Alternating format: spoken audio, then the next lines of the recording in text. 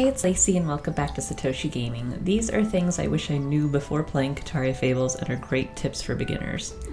The first thing is that you will see wooden crates scattered throughout the world, and whenever you find these, be sure to break them open. You can use your sword or a bow, or even magic, or enemies can break them for you, but they almost always have paw pennies, and sometimes they have other rewards as well, so they're always worth it.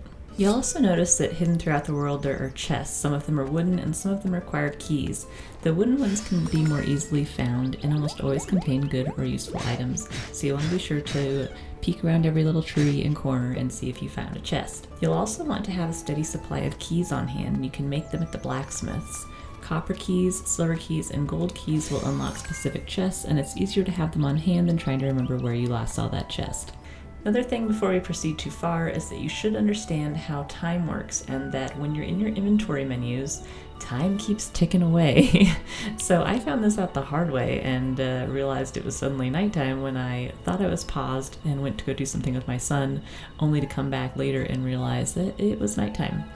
So while you're in your menus, whether you're looking through your bag or shopping with a merchant at a store outside, time keeps on ticking. So just keep that in mind, that if you're trying to look at stuff and keep an eye on what's going on in your menus, or thinking about something, or thinking you're paused, you're not.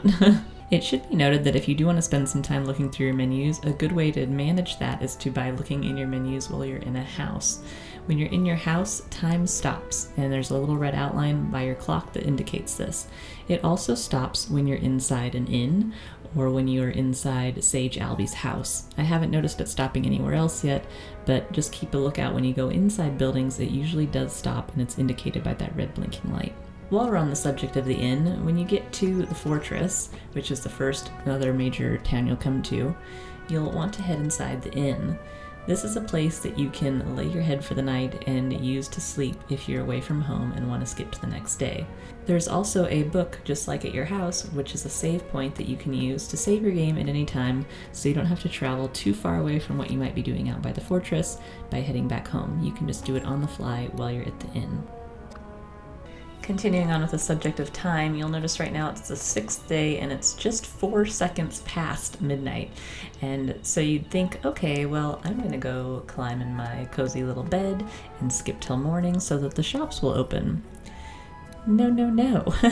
When you go to sleep for the night, it's actually for the night. So whether it's just a couple minutes past midnight or almost midnight, you're going to be skipping to the next day. So instead of being 7 a.m. on the 6th, when we wake up, it's gonna be, wait for it, 7 a.m. on the 7th. So we just slept through a whole day accidentally.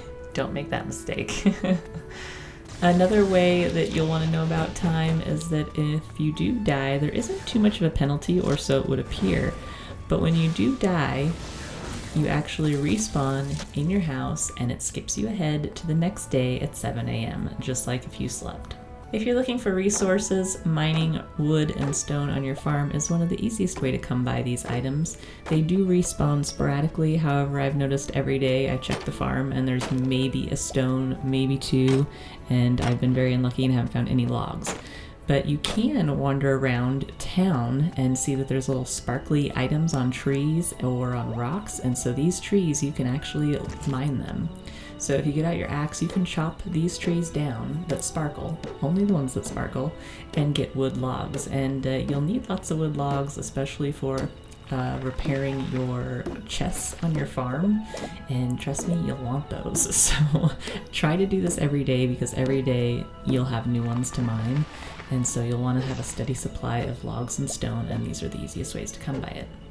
If you're looking for more stone, you can also find this area over here, which tends to have some stone or ore. There might also be a tree over by the teleporter pad every day, so just check that area. This is another area in Paw Village where you can find sparkly items. Usually there's only stone over here. I haven't found any trees over here yet, so it's either stone or ore. But good places to get some free materials every day, so make sure you take advantage of those little sparkles you see floating about, because it always means something's collectible. A way to make your life simpler in Kitaria Fables is to utilize your shortcut slots.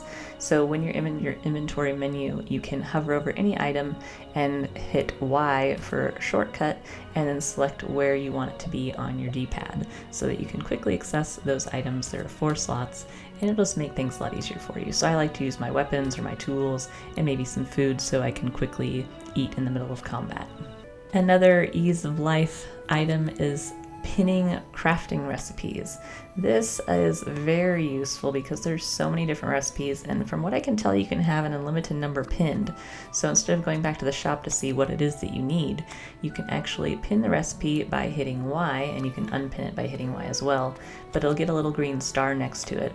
Now when you go into your inventory menu, if you hit right bumper, you can see the recipe, or you can see the green stars on the items in your inventory that you need for some recipes you have pinned. So it's a really handy way to make sure you don't sell anything that you're trying to collect for a crafting recipe that you're working towards. When you're planting your crops, it's always useful to know how the mechanics work. And one thing I found very useful is that if you plant in grids of 3 by 3, anytime you have seeds to plant, you can actually plant 9 seeds all at once just by planting in that grid. So I like to buy my seeds in packs of 9, and then I just plant 3 by 3 grids, and everything goes down all at once versus placing individual seeds one at a time. When selling items at your shipping bin, it's hard to know what things are valued at. So when you're first selling an item, you have no idea what it's going to go for. It's just a guessing game, like, is this a high value item? I don't know. So when you sell an item, you might not know what it is valued at the first time.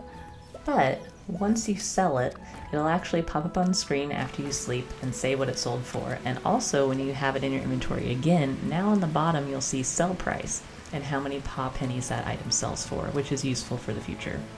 Teleporters are a great way for getting around quickly, and you're going to want to unlock as many as you can.